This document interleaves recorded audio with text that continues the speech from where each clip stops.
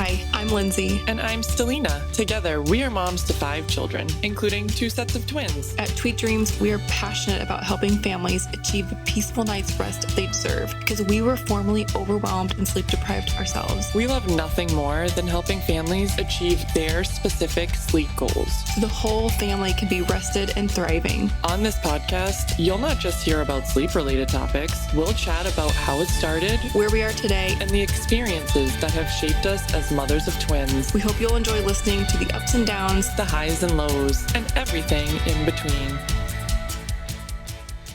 Hello. Welcome back to Twin Life with Tweet Dreamzz. We are here today to talk about maternity leave. Hey, Stellina. Hi, Lindsay. How are you? I'm great. Always excited to be here to chat. I really look forward to recording days and yeah, let's get into it. So today we're going to talk about maternity leave. We were both working moms, right? Yes. When we got pregnant, things like that. So we're going to share kind of those experiences. You know, hopefully some tidbits can be taken away from this, from our own personal experiences. But yeah, so I think just comparatively speaking, I had 12 weeks home after the birth, and you had more than that, right? I had 20 weeks. So I had 5 months, which was great. You know, it's definitely more than the norm, I think, which I was super grateful for. So basically, I got 4 months from my job. That was given. So that's already more than typical. And after that, I got a month from the state. So a little bit different process, but I was able to get another 4 weeks paid from the state, which was amazing. And it still didn't feel like long enough, truthfully. But, you know, I was super happy with that time frame for maternity leave. But with that being said, it was still like so hard for me to go back to work, leave the twins. I still felt like I was recovering to a certain degree, you know, physically and mentally. You know, I was definitely better, but I didn't feel like fully healed from everything. I definitely felt like I could have used some more time, which, in other countries, actually, they do give more time in other countries. And I totally understand why. And I think that's amazing. So, yeah, I was working in Boston. So I live in Massachusetts, and I used to commute by train to work every day, which was, good and bad. And I want to also say that I went back to work. It was still pandemic times when my twins were born. So when I was pregnant, I was still working from home completely. And then it kind of all happened at the same time, right? So people started going back to work full time, and I was coming back from maternity leave. So I guess it was good and bad, because it was kind of good in the sense like, all right, well, I've been on maternity leave, so I haven't been working. But also when we go back, as in me and everybody else from working from home, everybody was kind of going back at the same time. So I kind of felt like, all right, it's you weren't not like odd man out. Exactly. That's what I'm looking for. Yeah. So I remember it was just like so much planning, from a childcare standpoint. We had the nanny in place, but I was honestly just feeling like really sad to go back. I just didn't really want to leave the twins. I am like a little bit of a control freak. So I was worried, about not being home for them and not being able to like manage their sleep and their eating and everything. But at the same time, I knew it would be good for me to go back to work. Can I ask, like, did you like your job? Sure. So I did like my job. So I was working there for 6 years. I used to be in private equity. I really liked my job. I liked my group. With any job, there's ups and downs and everything. It was definitely more of like a male dominated industry. So, I didn't have too many people like asking me how my maternity leave was when I went back or anything like that. But that's fine. I was there for 6 years and I really did enjoy it. I liked that I worked in a city because I liked, that aspect of it, not only going to work every day, but being able to like step out, be in a big city, grab a coffee, even do a couple errands if I needed to. Everything was just like at the door. You know, when you walk out of the door in a big city, you can do anything. And I really loved that because I used to live in the city back in the day, and then I moved to a suburb. So working in the city kind of still like I still was able to experience that like city life, I guess, if you Yeah, will. definitely. Yeah. So I really liked that, but it didn't, you know, change the fact that I was still like really nervous to go back. I hadn't been there for 5 months. Like, you know, a Mhm. lot can happen in that time. Somebody else was obviously doing my job or taking care of the stuff that I wasn't doing while I was on maternity leave. And it was like after pandemic time. So there was just like so much change overall. But, you know, we decided that I would go back to work. You know, there was a lot of great benefits at my job aside from, the payment and everything. I had like a lot of great benefits, and I said to myself, you know, I have to do this. I have to go back. I want to go back and try it, and then go from there. Yeah. So, yeah, I mean, I'm really interested to hear about that. I mean, everybody's experience is so different. We're in the States, so we are very at the mercy of what our individual state is doing and our employer. I know there's some states that have like upped the ante here where, moms can stay home for 6 months, which I think is huge.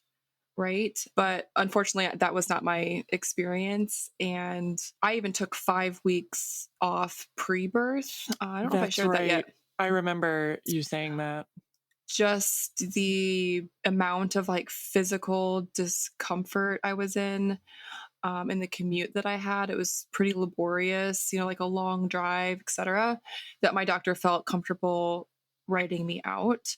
So you tack that, you only get so much. And so you have to tack that on to, short term disability, FMLA, or just, straight up unpaid leave. So yeah, it's really difficult to bring a brand new human times two into the world and then just come back 12 weeks later like nothing happened, you Exactly. know? It's like, And what just I don't know about happened? I don't know about you, but I had brain fog like day 1 of pregnancy. So it was like after they came out, like I still feel like I'm not as quick and sharp as I used to be. And Oh, I've lost some brain cells, but I know maybe I've gained some in other areas. I'm not sure, but yeah, I'm definitely I've not as definitely quick. apologized to my own mother a couple of times. I'm like, I'm sorry I was so hard on you. Like, Oh my it's God. hard out here.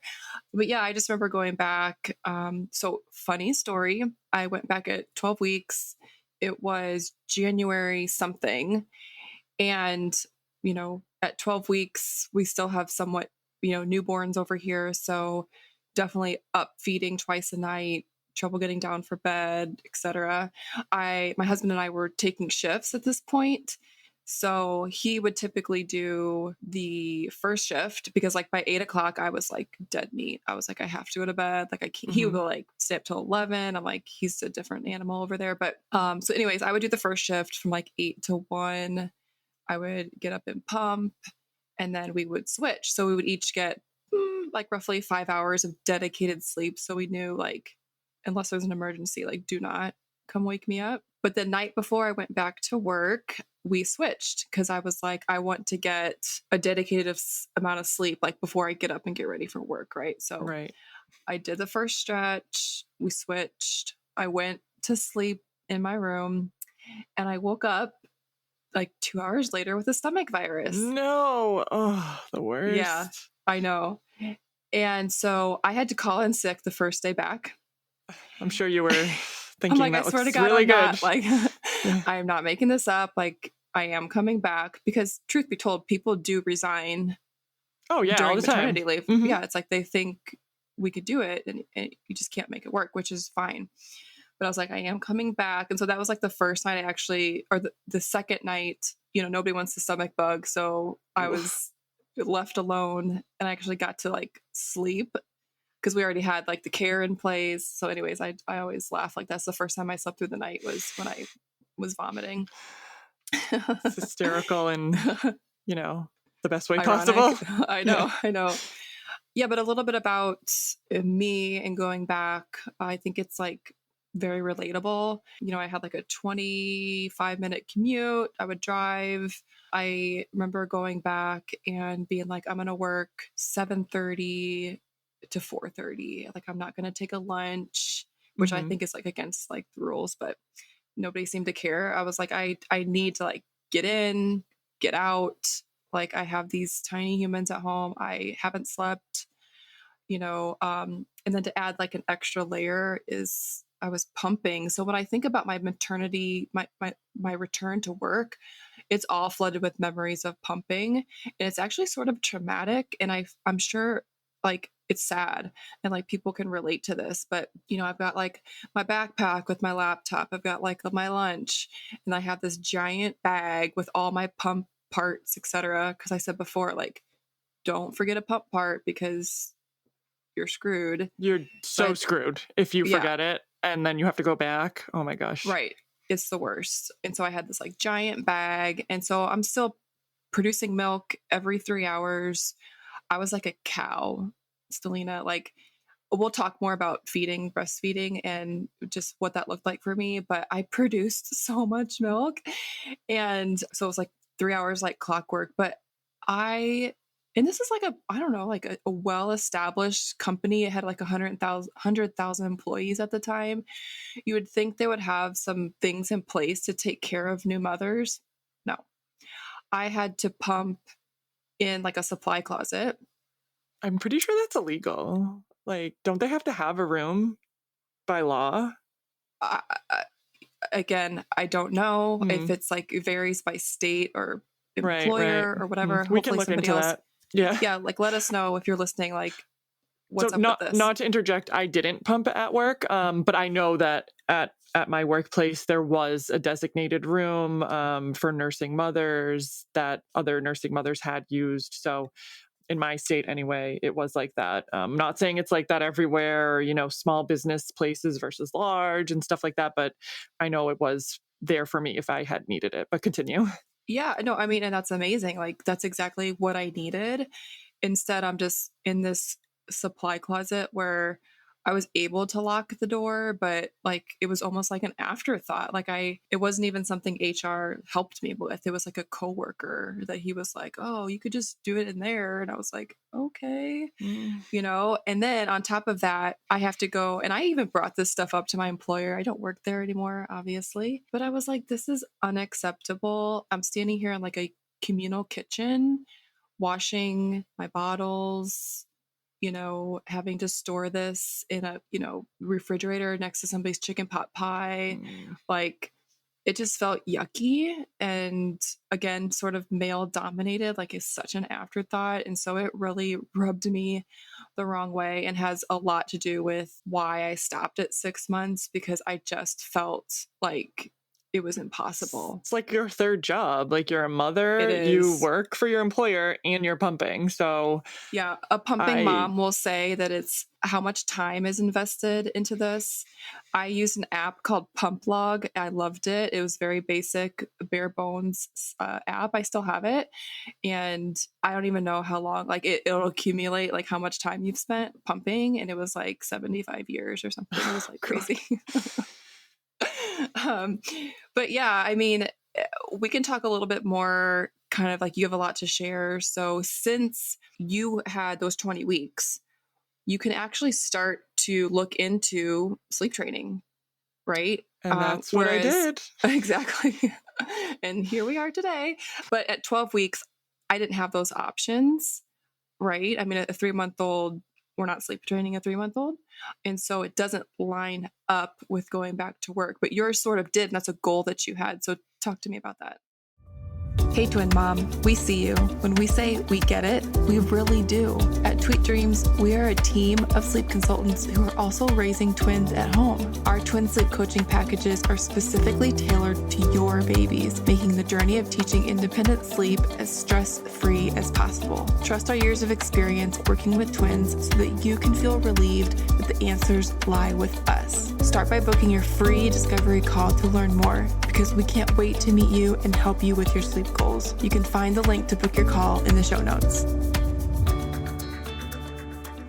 It was. So, I feel like with maternity leave, you are able to sleep a little bit more sometimes, maybe depending on your situation. You don't have to get up to go to work. In my situation, I didn't. So I was kind of like, all right, I'm just going to cross this bridge when I get to it with the sleep. I'm going to cross this bridge when I get to it. I'll figure it out once it's close enough. And then, 5 months sounds like a long time, but it goes by in a snap. So when the girls were 4 months, I started thinking about it. I was researching online, following some accounts on Instagram, trying to figure out what I was going to do. I was so overwhelmed. I was still trying to figure out how to take care of twins. I could not bring myself to read a book about it. I would browse online a little bit. I would get so confused because there's so many different methods, so many different ways to do things, so many different schools of thought. So, and with twins too, that just like adds another layer. So I was like, all right, let me, maybe research a little bit more and see like if somebody can help me do this. I was following some accounts on Instagram, and one of them had said that she had used you, and she was giving you great reviews, and she was a fellow twin mom. And I was like, all right, this is what I need. Like, I need somebody who had twins, somebody who I don't have to explain to like that part because I don't have enough time to do that. And Well, and you said that like you guys had connected because her twins were 6 months ish older than yours. So you had kind of like followed her journey. Yes. Yes. So I had followed her on Instagram. Her twins are like 6 months older than mine. It was great. We connected because we had twins that had IUGR. So it was like really comforting to talk to her even before I had my twins. So I kind of already trusted this person in advance. Hmm. And I was like, okay, she's using Tweet Dreamzz, Lindsay Loring. I'm going to book a call right now and see if, we can figure this out. And the free 15-minute discovery call was like so helpful, like no pressure. I really just needed to like learn more about if you could help me, what it entailed. I really didn't know much. I kind of just knew like what I had researched online, which was all over the place, honestly. And at this point, my twins were still waking up probably like twice at night to eat, very sporadic. Their naps were also very sporadic, all over the place. I did not have a schedule. I really, really wanted a schedule. I just didn't know how to do it by myself. I was Yeah. And like, trying.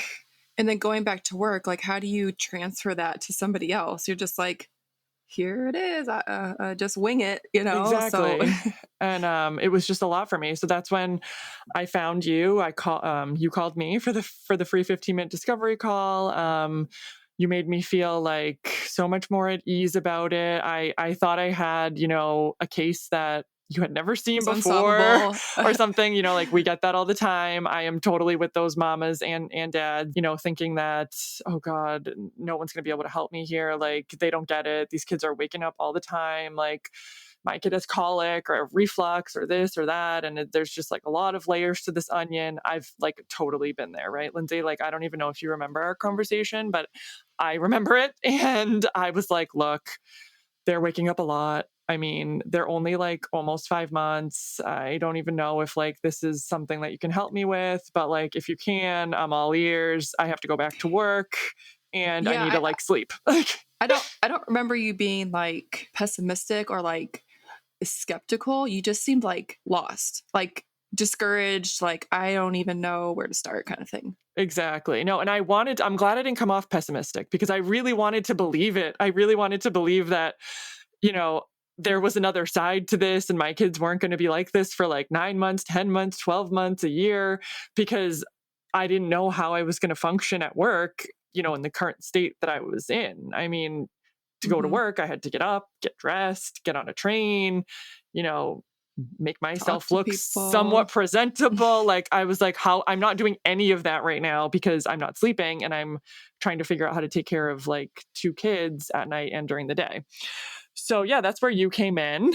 And I'm so thankful for that and for you and for everything that has brought me here today, because clearly I developed an immense passion for baby and toddler sleep and I love it and I'm so obsessed. But yeah, we worked together and I remember, the first couple nights were very difficult, but I think just like having you by my side, being able to text you, having the log, having everything written out, because you think you're writing things out for yourself, but unless you're having somebody else look at it, are you really writing things out how you're supposed to? I mean, are you really tracking things the way you're supposed to? I know I wasn't. Maybe I thought I was, but Mhm. when you gave me like a log and you told me what to track and what not to track, and then you were looking at it, I clearly saw like where I was going wrong because it just everything was all over the place, all the wake windows. And one thing I really remember too was I was trying to like keep my twins up later so that maybe they would sleep longer or like sleep, past like 4 or 5 or something. And I It's a distinctly common remember, misconception, right? oh God, it's yes, very, very common. I remember you telling me like, "No, you need to put them to bed at like 6:45 tonight." And I was like, "This girl, like she thinks they're going to go to bed at 6:45 and like not wake up at And 3. Is sleep, she crazy?" I right? literally remember saying that. I was like, "Whatever, I'll just do it. Like, we'll see. Well, I'll show her." I'm gonna prove her wrong, right? Yeah. And then they like slept through the night and I was like, "Oh my god." I didn't sleep because I kept waking up being like, "No, my monitor must be broken. Like something is amiss here. Like I it's do some remember that. Like, you were just like, "Well, they slept, but I didn't." And I'm like, oh." "Okay, we have to fix that." You were like, "All right, problem number 2." And I was Right. still sleeping actually in the room. If you In go the back and room. listen to the last episode, I talk about how I put a day bed in my twins' room because they were I'm sorry, they were sharing the same room, and it just made me feel more comfortable to like have a little day bed in there that I could kind of like rest on. So that was a big thing for me because my twins were in the NICU and just like being a first time parent, having anxiety about being a mom and having kids that are twins that were early. I honestly would check to make sure they were breathing a lot of the time. Mhm. And I know other parents have done that, and it was just something that I needed to like get over. And you really helped me with that because, you had been there before, you had worked with other twins, and, just being like the voice of reason over there. Like, you're not my mom or my nanny or a friend, like, you're a third party. You've been Yep, through this. Like, and I remember you being like, you can go sleep in your own room. Like, I am giving you permission here. I know the right. AAP says room share until 6 months, and please follow the AAP guidelines, talk to your pediatrician, but also use common sense too, right? Like, you're using a baby monitor. We have all the safety measures in place. Your doctors are telling you your twins are healthy enough to, sleep through the night. Like, do something for yourself and try and get some rest in your own room. And I was like, I think she's right. Like, I think I need to do this. And I remember the first few nights were hard. I didn't even sleep when I was sleeping in my own room. But then when I finally did fall asleep in my own Mhm. bed and fall asleep in my own room and everybody was fine and slept, I felt like a new person. It was just like amazing. And I got like such a high off of it. And then, I continued with the schedule. The girls were pretty young. They were like 5 months when we sleep trained them. They were almost 5 months. It was like on the cusp. I called you when they were like in the 4 month range. And then by the time we started working together, I think by the time we finished, they were like 5 and change. And I continued forward with the schedule. There's like a lot of schedule changes, in the early days, in the first year, there's a lot. And I kind of just immersed myself in that. And Yeah, and I think you, like, even scheduled some, like, touch base calls, some strategy calls, and, yeah, I like, did. the relationship wasn't, like, over. Thank I goodness. think yeah, right? I mean, you'll agree that we support our clients, like, always, right? We're always here as a resource, whether it's a quick DM or an email or just booking a paid call or something like that. So, yeah, I'm obviously thrilled that that's how the story went and that you're still here and you're part of the team at Tweet Dreamzz and you're fulfilling your passion, right? Because, like you said, it's 100% about the sleep, but it's also like supporting, validating, being that voice of reason for parents that are super tired, right? I agree. And it's just like you were in my shoes. And I feel like that's really important to me when I was working Yep. with you. And I feel like now I can provide that as well to other parents, whether it's twins or not. I mean, I have twins and I have a singleton. So honestly, I can see both sides of that story too. I have twins and then I had another baby. So I've supported people in that circumstance too. And it's just like being able to put it on somebody else's shoulders that you know has been there before, that's like willing and able to like kind of like review everything so you don't have to. I feel like that's the best thing I can provide to other parents. And I Exactly. love doing it. Yeah, I know. We both do. And sometimes reading a book, watching a course, etc., is just not enough. I find specifically for twin parents because time and time again, people will say, well, I saw the advice, but it's only for one baby, and I have two. And so we are really making it our mission to be that resource for the twin mamas, papas, everybody. Yeah, I love that. So, okay, back to maternity leave and like going back to work. So, going back to work just made sense for your family at the time, right? Yes. And then at the end of the day, it turned out not being what was best. So, talk to me about that. I did go back to work for a few months. And like I said, this was after pandemic time. So I did get to work from home 1 day a week, Fridays, but I did have to commute into the office 4 days a week. And it was a long commute by door to door, probably an hour.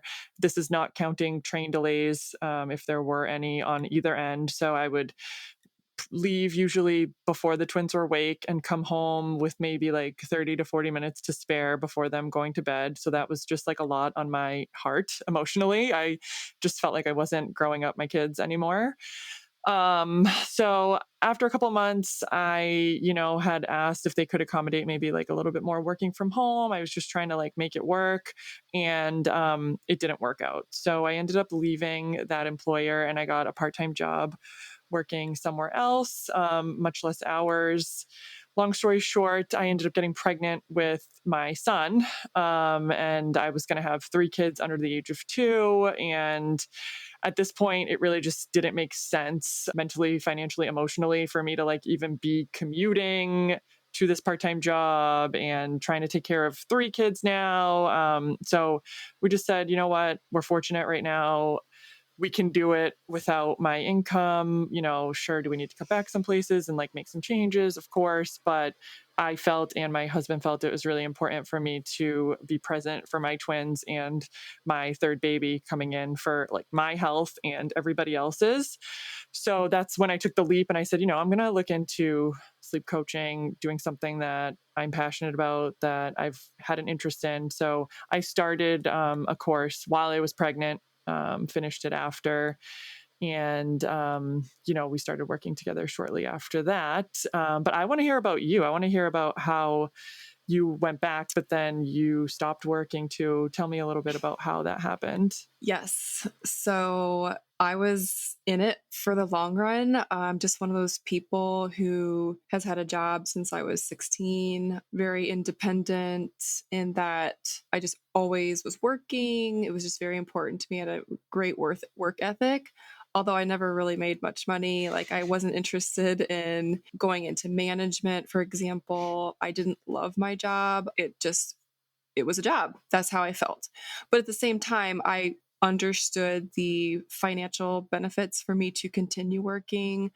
I was holding the family's health insurance. I was contributing significant amounts of money to my 401k, for example. So when I looked at, you're going to get a spreadsheet if you're a spreadsheet person, and you're going to say, you're going to make a list.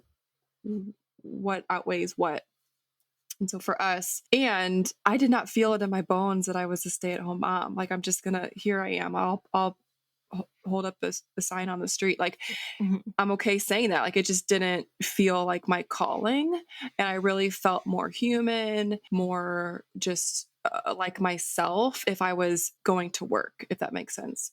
That makes total sense. Yeah. So let's see. I went back, and my twins were born in 2017. So I did the things, I would pack a gym bag. I stopped pumping at 6 months. So that was kind of like a non issue after that.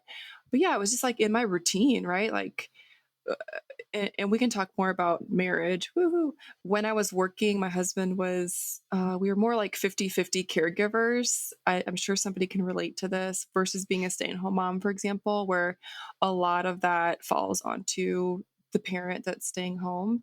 And that definitely changed for us when I stopped working. But we were a good team, right? We had care in home. My twins finally got accepted to daycare at 15 months, and let me think, they were about 2 years old. And the pandemic hit, right? And we couldn't go to work. So I was working from home full time from about March to Memorial Day. I remember, I worked in marketing. Primarily, I set up and handled trade shows. So there was no trade shows happening during the Right. pandemic, Hmm. right? But I felt confident that I had been there 9 years. I had just been promoted, so they were gonna make it work, right? So I come back from like Memorial Day break, and I got on a Zoom and just like got let go. And I don't wish that on anybody. It was such a shock. It's, I mean, as loyal as I was, it just really, really hurt. I'm a sensitive person and I hate to be blindsided by anything. And so it was a big, big pill to swallow. But meanwhile, so during that time, I had already become certified because I've shared this story a million times, but I became a sleep consultant because I was so dang tired. And I was like, this is not the way it should be. If we want to find sleep, we should be able to find it. So I sort of self taught myself in 2018 ish when my kids were like babies. I literally spent like my bedtime wind down on like sleep forums. Like you know Hmm. how it is. Like we just love it. I've Like, done that. I've totally done that. So no shame. and it wasn't even like I was looking for advice. I was giving advice. I was like, oh, if you just do this, that, whatever. Like, uh, and my husband's like, wow, you really, really like this. And I was like helping friends on Facebook, family, etc.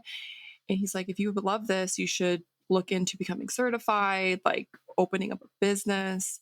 And so thankfully, I had done that. So I was sort of sleep coaching and working full time. Like that's what Hmm. I was doing. I was very busy. And so when the pandemic happened and I got let go, he was like, let's do this. Like, I want you to do this. I want you to explore your passion. Re entering the workforce seemed just really overwhelming.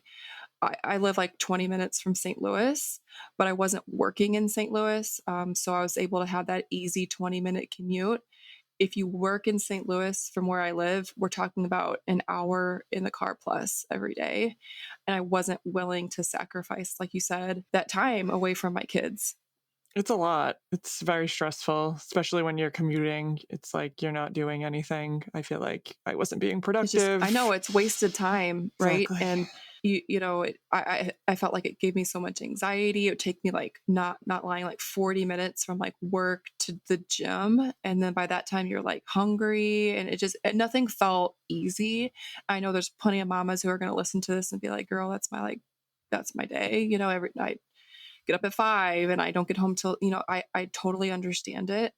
It's hard. And I'll just say that what happened to me was just sort of fate or like something. I'm really sort of thankful for it looking back, but in the moment, it was a big deal for sure. So that's sort of how my career outside Tweet Dreamzz ended. Yeah. And sometimes, things happen for a reason like that. We don't know why and how, but every path leads us to where we need to be. I kind of, believe that. That's how I live my life. So, that's very emotional. I can't believe that, that happened to you in that regard with the pandemic and having twins. That must have just felt like so much. Um, Yeah. Well, we hope you enjoyed listening. I know lots of you can relate to going back to work, trying to decide if it's the right fit for your family, how to find care. I know we'll talk about maybe caregivers for twins in general, and like how that looks different for daycare, nannies, in home daycares, staying home.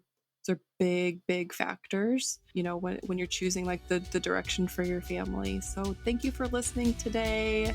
It's always great chatting, Stellina, and we'll catch you guys next time. Yeah, thank you so much, everyone. Bye. If you liked this episode and conversation, be sure to leave a review or rating. Share it with a friend on social media or a family member. It's our goal to reach as many parents of multiples and singletons alike. You're not alone in your parenting journey. If you'd like to hear about a specific topic or have an episode idea, please feel free to message us. We're here to help.